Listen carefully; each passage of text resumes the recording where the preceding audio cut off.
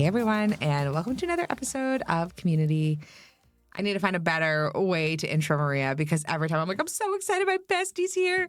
And I'm so excited my bestie's here. Hi, Maria. Hi. We're going to talk about something so fun today, and I knew you were going to be so excited about it when the topic came up from Ben, essentially our content manager, but about personalities and social media and how different people show up in different ways. And I know this has been such a permissive area, especially for you, around how to show up and how you and I do it so differently and how it yields different results for both of us.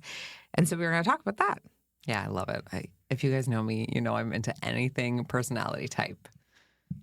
Any quiz I can take, I will be taking. Any information you can give me. I just love the self-discovery and uniqueness around how we all kind of operate and function. And I think in a world where you grow up and you're told there's only one way to be successful, it's so cool to discover that there are actually millions of ways to be successful, and leaning into what makes you you and unique and yourself is just so cool. Yeah. Okay, well, what has been the most surprising part of that for you as you've built your following on socials? What has been the thing that's been the most surprising? The most surprising, I think what I'd say is I always thought, like I said, there's one way to be successful. And I'm surprised how many people resonate with my way of doing things and my sort of messaging. And the more I leaned into what actually, makes me, me, and what works for me and what feels right for me. And our friend Jeanette is also a big inspiration for this too, because I feel like she kind of went first and gave me the permission to do it.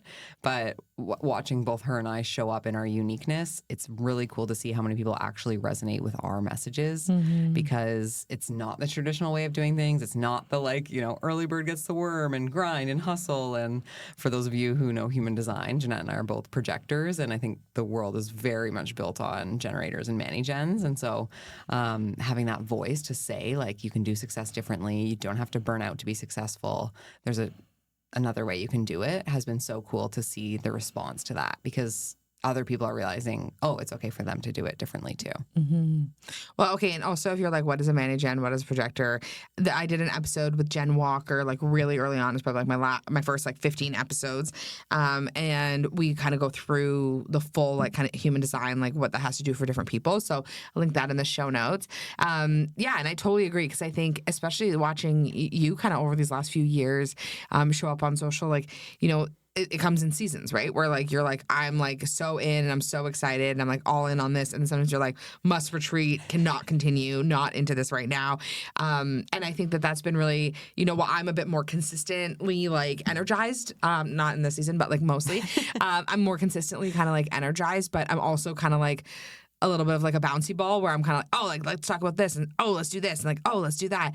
And sometimes I think good stuff comes from that, but sometimes it doesn't, right? And sometimes it's a totally different thing, right? So it's interesting to see how different things resonate with people. Yeah, and I think too, be careful who you're kind of looking up to and who's a role model for you, because everyone finds success in their own ways. Mm-hmm. And I think when you're so attached to I need to be like this person and they post every day and that's what's making them successful and all these things, and you're trying to follow in someone's footsteps, sure, we can take inspiration from people, but just be careful who you're modeling yourself after, because it's important that when you're showing up online, it feels good to you and it feels authentic and real and you enjoy it.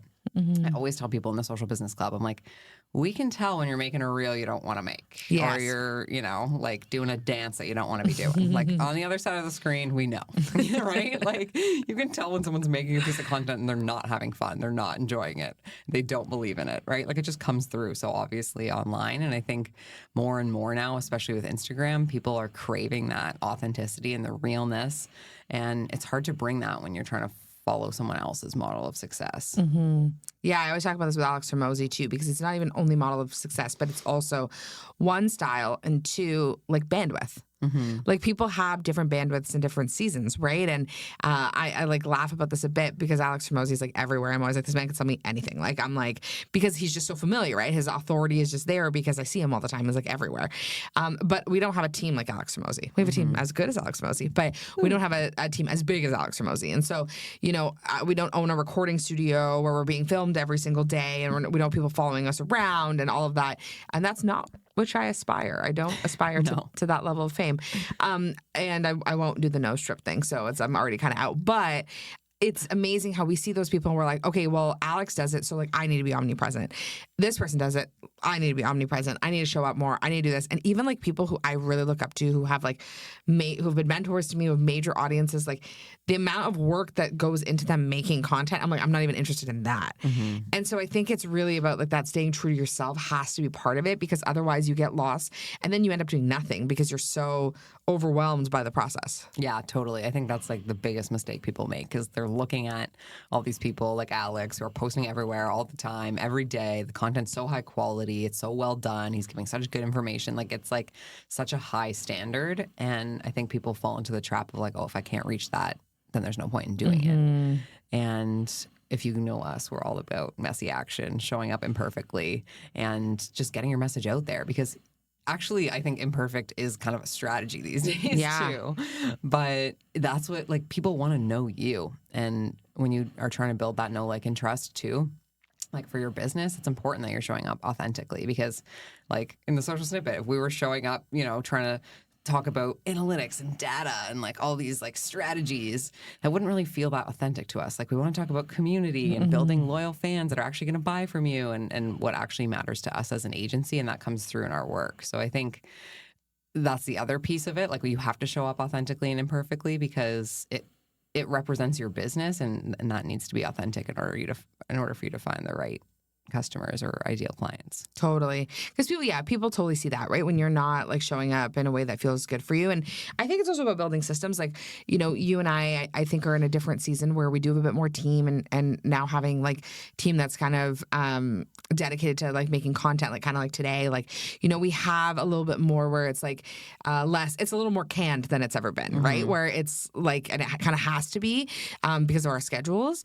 But like in the early days, like we showed up, like we just showed up, like we just went on stories when we could, we made reels, and we learned how to do the reels when we could, like we learned alongside a lot of our clients, because Instagram changed so much, kind of especially in that first year we were in business. We literally started the social snippet, and then a month later Adam Asari was like, guys, we have this great idea. They're called Instagram Reels. And we're like, what? Do we think video will take off? And boy, did it take off. And it changed the way all of our clients worked. It changed what people were asking us for. It changed what we wanted to offer. We were never video editors. We don't have a videography background, right? Like, so we had to learn all these things. And then that led to podcasting, and all of those things took a pivot. But really at the beginning, we just showed up. And I think that was like that's kind of part of our personalities, is like, you know, I think for me, like one of like my best qualities in business is that like I just show up. Like I'm a quick action taker, and I move with the times quick. And for you, I think your like best quality, in my opinion, is that like you're so thoughtful with the things that you do. And so sometimes your actions don't look as swift as mine, but they're like way deeper. And so that sometimes is like what we need in business. And then other times we need swift action and we need enthusiasm. And then other times it's like we actually need like deep thoughtfulness, and we need like a lot of strategy. And like I think both play their part, which is like the beauty of us being business partners. Totally. Because I think people don't often get both. But yeah, I think that's been such a big part of our personalities, that has been such a benefit to how we've grown this so quickly. And I think too, like when you're thinking about what your personality is and how you want to show up and what your gifts are, like it's okay to lean into that. And like, you know, maybe Kristina would post every single day, but the posts would be like really quickly thrown together and like super, you know, maybe a little bit more surface level or something. And then maybe I'm creating these like super in-depth posts that are like, you know, take me a week to create, but they're like so deep and they really resonate with people and they save them, but I'm only posting like once a week. I think either of those strategies is okay, right? Because it's about you. Like your social is you. Yeah, totally. And especially for a lot of the business owners we work with who are either solopreneurs or have a small team, or their brand is really built on who they are, I think it's even more important to lean into what works for you. And of course, there's a little bit of like, you know, if it was really up to me, I'd probably post like once every 2 months, and it'd be like a really great in-depth post. So like obviously pull yourself out of that a little bit and try and move a bit towards where you want to go. But I think leaning into what works for your personality is just like so key. What do you think for someone who's listening to this, who's like, oh, like I'm so scared of posting, like I'm so scared of showing up, like because something I find too, like, and I don't talk about this a lot on the podcast, but prior to this business, did a lot of Myers-Briggs with people, right? Which is another personality assessment, way less popular in the entrepreneur world than human design. But essentially, it looks at like how you give and receive information, how you get energy, how you make decisions, how you organize yourself, and then it comes up with like a 4 code. And then you have a personality type assessed with that. And I would say it's also quite accurate. I like, Myers-Briggs has been around for a long time, and it's really, really fascinating. And anyone who's listening, I'm an ESFP. You're an ENFP, right? Yeah. Which actually makes sense because it's like the little bit more type A I am than you, I think, is the S. Just like the little, like we always call ourselves type B. There's too many examples of us being type B to share on this podcast, but I think that's where that comes from. But a big part of my Myers-Briggs type is this idea of being entertaining. Like it's like my type is called the entertainer. It's like about being community oriented. It's about like relationship, about showing up, about being messy, like about like, being okay doing something if it doesn't go well because you tried kind of thing, right? And then there's other types that are a lot more like more of a perfectionist type, or there's all different types of things. But anyway, with Myers-Briggs, something I saw when I used to facilitate it a lot was people would hear information from that and they would go, okay, great. That is my excuse not to do this because my personality doesn't allow for it. So I always give this example. One of the times I used to facilitate like kind of corporately. And this one person said, oh my gosh, I'm a receptionist and I'm an introvert and this is why I hate answering the phone, so I shouldn't have to do that anymore. And their boss was kind of like, cut the cord, like, what are you doing over here? And I was kind of like, actually, that just means that's a muscle you need to flex more than another person. And that's actually just going to take you a bit more work, but that doesn't mean you can't be as excellent. And we have all of these possibilities within us, but it might look a little different for you or a little bit harder. And so if someone's listening to this and they're like, okay, like I've never posted and I'm not good at graphics, I'm not good at writing, I'm not good at strategy, I'm not good at these things, join the Social Business Club. But like, what would you say to someone who's using maybe some of this as a bit of a crutch? That's such a good question. Long-winded. I know. I forgot there was going to be a question at the end of that. I was just like, wow, that was so insightful.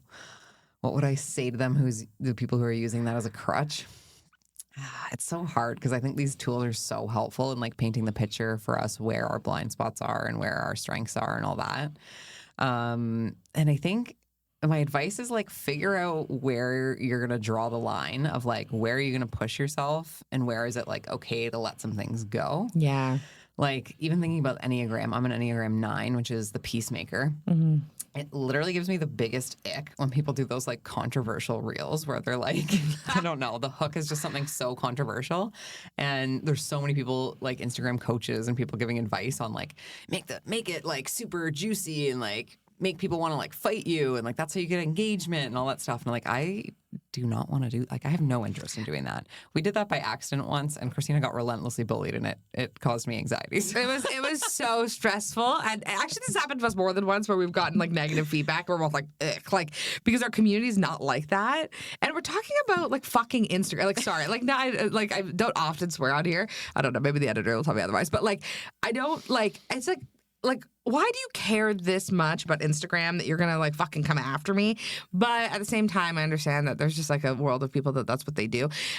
But I will say the peacemaker thing was really interesting because I went to an event when I was in Arizona speaking at that event and I was on a panel and it was kind of a funny experience where when you say something and someone disagrees with you and you're like you don't want to be like, I'm out of authority here, but also I'm also like, I still think you're wrong. You know what I mean? Where you're like, we weren't arguing, but it was interesting because I said, if you don't want virality, fine.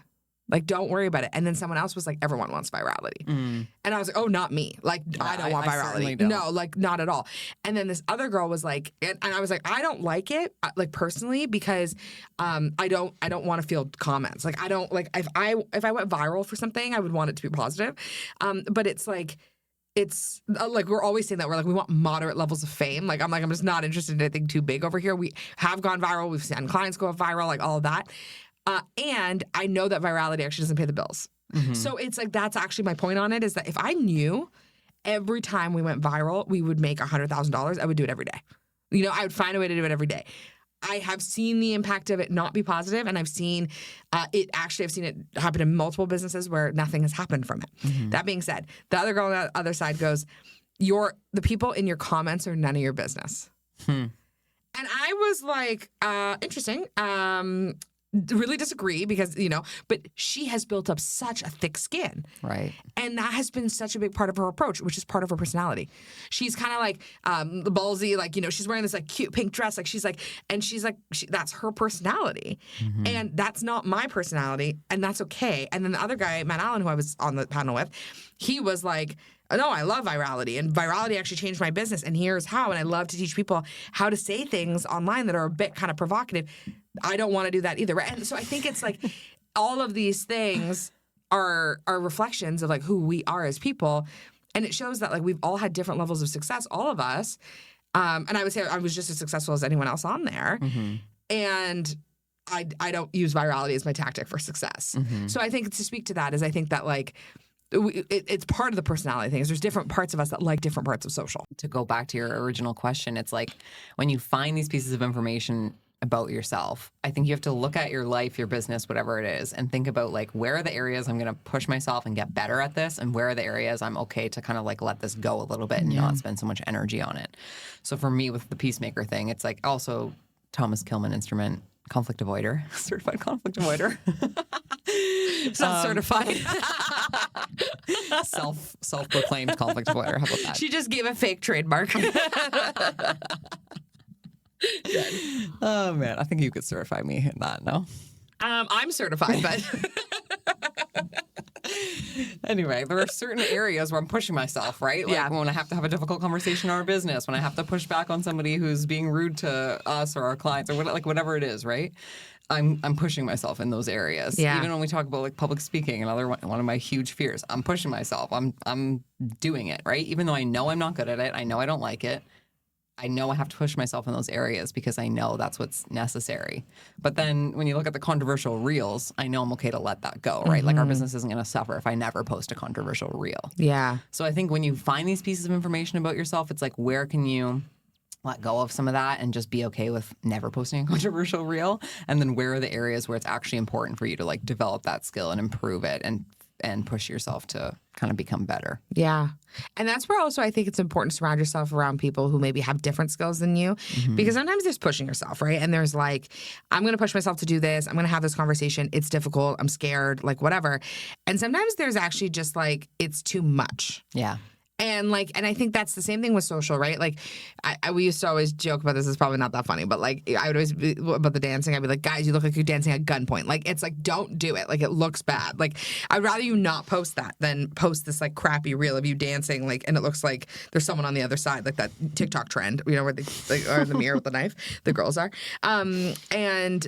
So in the same way, I think in our business, like things that it's so funny, things you're like so afraid of, I am so confident in. And the things that I'm so afraid of, you are like relentlessly confident in. Signing PDFs. Can't do it. I cannot sign a PDF.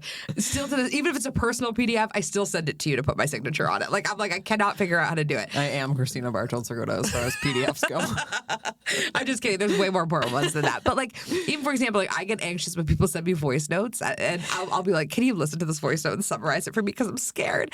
And you'll be like, why? And I'm like, because I'm nervous. Because what if they say something and I'm nervous about it? And then you listen to it and you summarize it for me, right? But then, you know, we'll be having a difficult conversation, and I'll be like, why don't I have that conversation?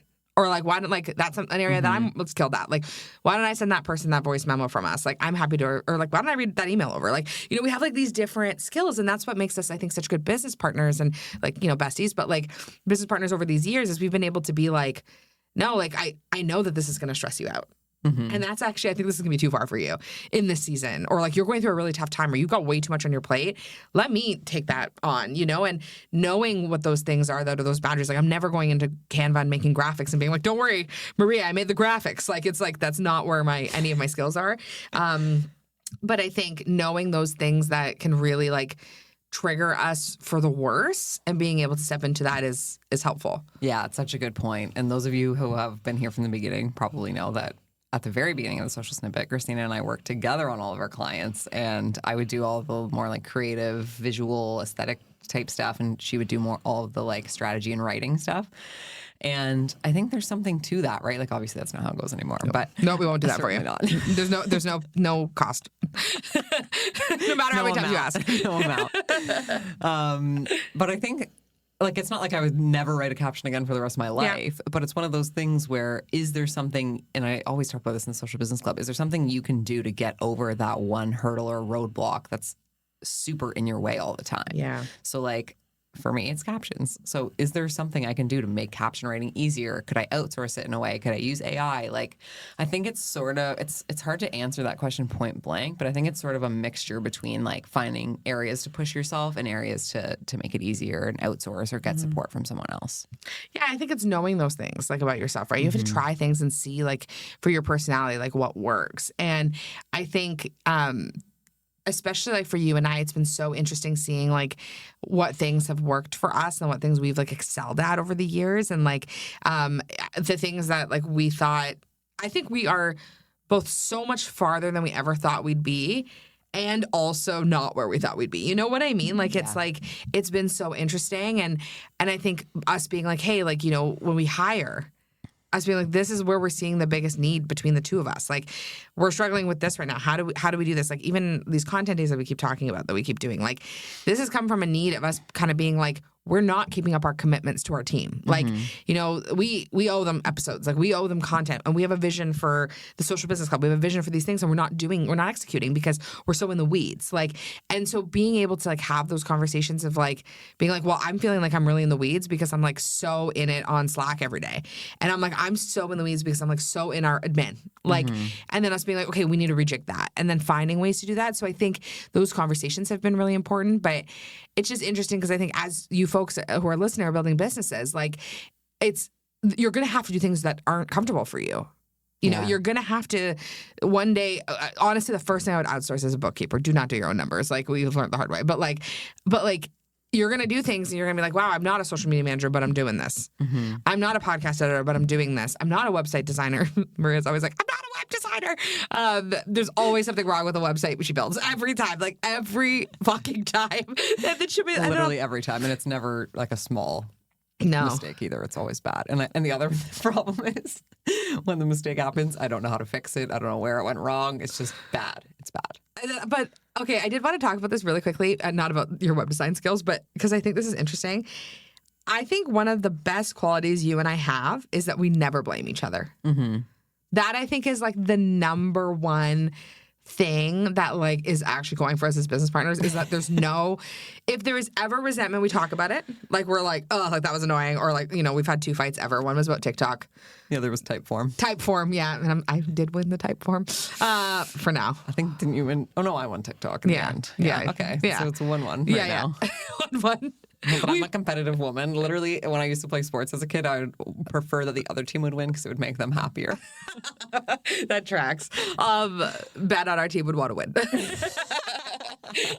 But it's okay. So, you know, 1-1, and it's been 4 years. So I think, you know, pretty good. Catch us in 2 years to see what the tiebreaker was. But what's been interesting is that we're never like, wow, you made this mistake and I can't believe you did that and like you were wrong. Like, you know, like even like when the website like messed up and we like sold this event and then for some reason everyone was getting like, what was it? Like your title, something like emails. And you're like, website's broken. I'm like, fair enough. Like, you know, like, and then I went and I was able to fix it. But it's like there's no like blame, you know, or I've made bigger errors, right? And then we're like, it just is. And so I think that that's one of the big pieces too, is that like, not that this is a little off topic for this episode, but I think if you're going to be working with other people, especially if like, we're thinking about all the different personality aspects and all those pieces, like an important piece is definitely like maintaining that level of like respect for one another where it is blameless and, you know, we're both just trying our best and we're both doing this for the first time and working through it. Yeah, totally. And I think that goes like for yourself too, in the way you talk to yourself, right? Like when all these website issues happen, I'm not like spiraling like, oh, I'm the worst person ever and I made this mistake and it's going to ruin our business and whatever. It's like, okay, this happened. we're not looking backwards, we're looking forwards. And like, what are the stories you're telling yourself? So in those situations, the stories I'm telling myself are like, I have no design or no training in web design. Yeah. I'm totally winging this. I probably saved us like $5,000-$10,000 worth of getting a website built or designed or whatever. And all I can do is use this information to move forward. So like, what did I learn? What could I do better next time? And what can we do to fix this problem right now? And I think that's where you and I are really strong, is we're not lingering in the past of like, why did this happen? Or you shouldn't have made this mistake or whatever. So I think it is good to have people that can pull you out of that too. But just watch how you're talking to yourself about it too, and make sure you're, of course, learning from your mistakes and taking lessons, but you're moving forward, and you're like, okay, here's where we're at now, and how can we move forward in a way that makes the most sense. Yeah, I love that. Even I can think about this past year, like we came across like a huge financial error, and I'm kind of the one who watches our money. And I was like, oh my God, Maria, like, I'm so sorry. Like, I did not know. But being able to go to like our CFO and being like, we're going to be good, right? And she was like, yes, of course. And here's your plan, right? Like, it could have been so easy for us to be like, oh my gosh, like, and then this person, and then that, and then this. But we just were like, okay, like, like we're going to move forward, right? And so I think that's why having those people is so important in your life, and, building that community of like the right people who you can kind of lean on. But also that's why these tools are really important for you to know yourself. And so that you can know, like, these are the things I'm really good at. Here are the things where I struggle. Here's where I could use like the most support, and be able to get what I need. I love it. Okay, can you let me geek out for a second? And Please. Can we talk about some of these tools just really quickly? Wrap this up and just bring it back to the personality thing for a second. Of course, I knew this was coming. Okay, maybe we can each share our favorite tool or test or whatever you want to call these things. You can go first. Okay, and then maybe we can just talk about the ones we named and like any other ones on the periphery that we think could be helpful and what they're helpful for. Yeah, I'm less into this than you are, so I think you're going to have a few more than I will. Okay, but you got some from your university days, your coaching days. Okay, human design's my favorite, obviously. Like, I talk about it all the time. I'm obsessed. I think depending on what your human design is, it's more helpful for some people than others, but especially if you end up being a projector, it's been extremely helpful for me. So at the beginning of our business, I was really trying to keep up with Kristina, and if you look into your human design, you'll understand why I could not do that. And once I stopped trying, that changed everything. So that has been the biggest for me, and I think it's the most helpful, at least in my opinion, for thinking about how you use your energy and your time, and how you kind of show up in business and online. It's been extremely helpful for me. So you can get your free chart online. Just Google human design. Listen to the episode with Jen and Kristina, because Jen's incredible, and she'll walk you through some of the types. But that would be my fave. Yeah. Okay. I love human design from an entrepreneurship perspective as well. It was so helpful for me, even, like even in the way we communicate with each other. And like, we've done human design with some of our team. We've done it like at our retreat. Like, we love Jen. She does one-on-one sessions and they're amazing. Tiffany Jacobs also is great. She's been involved with High Vibe Women, and human design has been great for many of these women as well. For me, I would say like what was like really formative for me was the Thomas Kilmann instrument, which is not very well known, but it's a conflict management tool where basically it ranks your conflict management like kind of tendencies. And so that was actually really helpful for me to better understand like the way I come across, because I do have a more like dominant conflict style. I'm more comfortable with conflict than the average bear.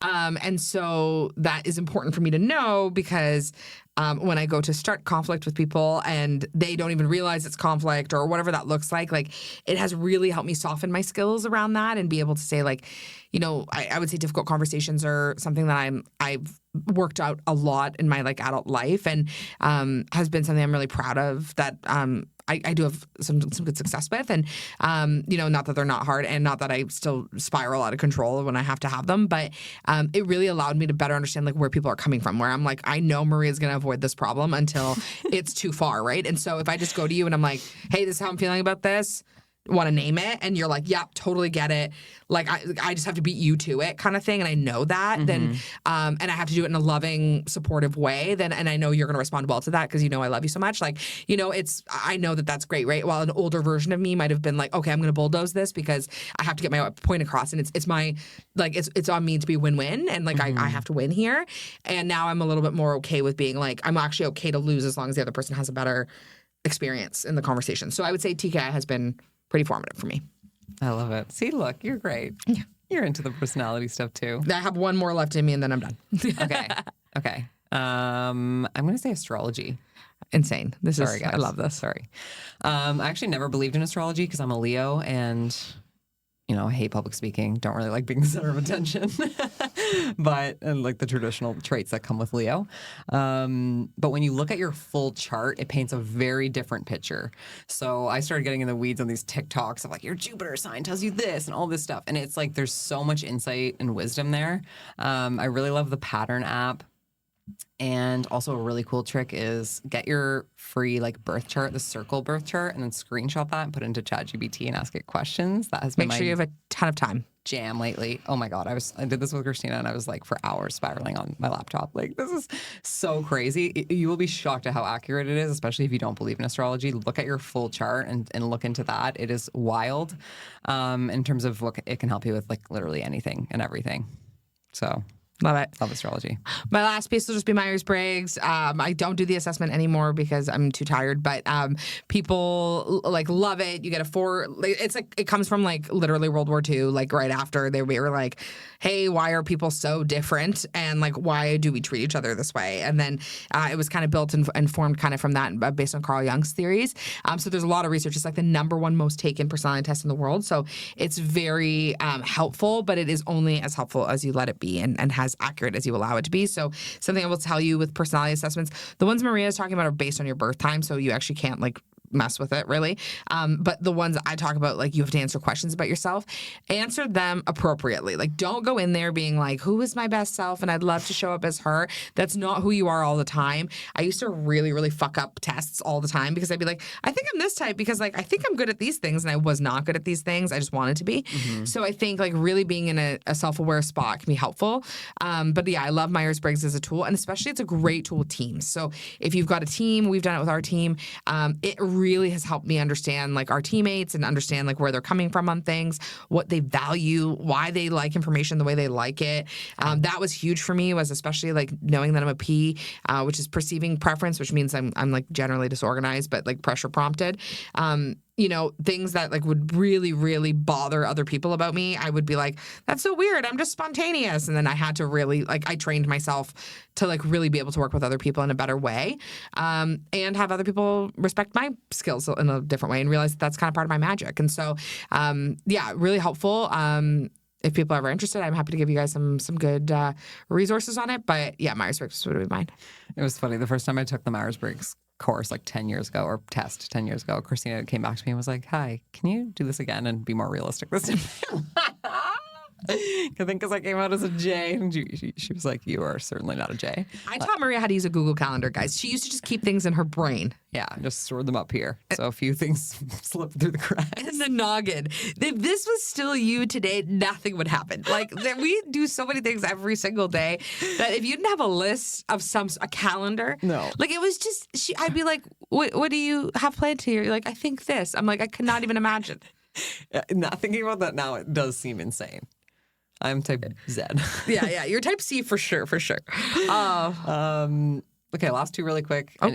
That are not based on birth time. Okay. Enneagram. I thought that was helpful. Yeah. What are you, the enthusiast? Yeah, I've come up as a this is where I was like, I need Tracy O'Malley's help. If you guys love Enneagram, go check out Tracy O'Malley. Her podcast is amazing. But I believe I'm the enthusiast, but I have come up as an achiever as well. So I don't know. It's hard out here. Either way, those both I feel like are accurate for you. But anyway, yeah, that one's helped me a lot. Just understanding the way I show up and my behaviors and kind of why I do things the way I do and what decisions I make. And then what was the last one I was going to say? Oh yeah, that bird test. This is one our friends suggested to us. And at first we were like, oh my God, this is so stupid. It's like, are you a peacock or are you a dove or whatever? But I actually got a few of our team members to do it, and it really, really helped me. I think it helps a lot in teams. It didn't help me a ton for my own self-awareness, but when you're working with other people, I think it really helps to understand how they operate, what they prefer, the way that they work, all that kind of stuff. Was I a peacock? Yeah, you were a peacock. I was a dove. Oh, mood. Ben was an owl. What was Lorena? Can't remember. Oh, I think dove. Dove, okay. Yeah. 2 doves, an owl, and a peacock. But I also think it's cool, these personality tests, because they show you like who you work best around too. Like I remember when we were working for you, like Kristina had this team, I think there were like 4 or 5 of us, and every single one of us was an ENFP. And I was like, how did we end up here? Like, I'm a magnet to them. I'm a magnet. I'm a magnet. And I remember I'm a magnet to certain types of people. It's like, this is like, honestly, that and Italian brunettes. Like girls, I do not know why. I'm a magnet to them. Here I am. Kira, like like a lot of my besties, right? So it's so funny. But it's like I'm a magnet to ENFPs. I think because I'm so close in type. Like ENFPs are like they're your super spontaneous. They're like the big dreamers. They're feelers. They're very empathetic. They're like the teacher type. They're like that kind of thing. And I'm so close to that as an ESFP. Like I'm so like I want to be that so bad, but the S is so strong that I'm like highly detail oriented in terms of I need to understand like why behind everything. You don't need to, right? So sometimes like you hold on to big vision and I'm like, how does that happen? Like, how do we make this happen? Like, even with the Social Business Club, like, you're like, we're going to reach this number of members. And I'm like, I'm going to need you to put that in a plan and put some dates attached to that because I need to know what the tasks that happen are. Like, that's the way my brain works, which is, like, again, I think helpful, but also takes away from some of the magic, right, of the big vision. So, yeah, guys, try some of these personality tests out. See what resonates. Let us know what you think. We love jamming out on these episodes where we get to just talk about some of the stuff that we've learned and what's been most helpful to us in growing like our business this much. Maria, thanks for being here. Thanks for having me. Such a fun episode. Won't be the last time. We Have a great day, everyone. Bye.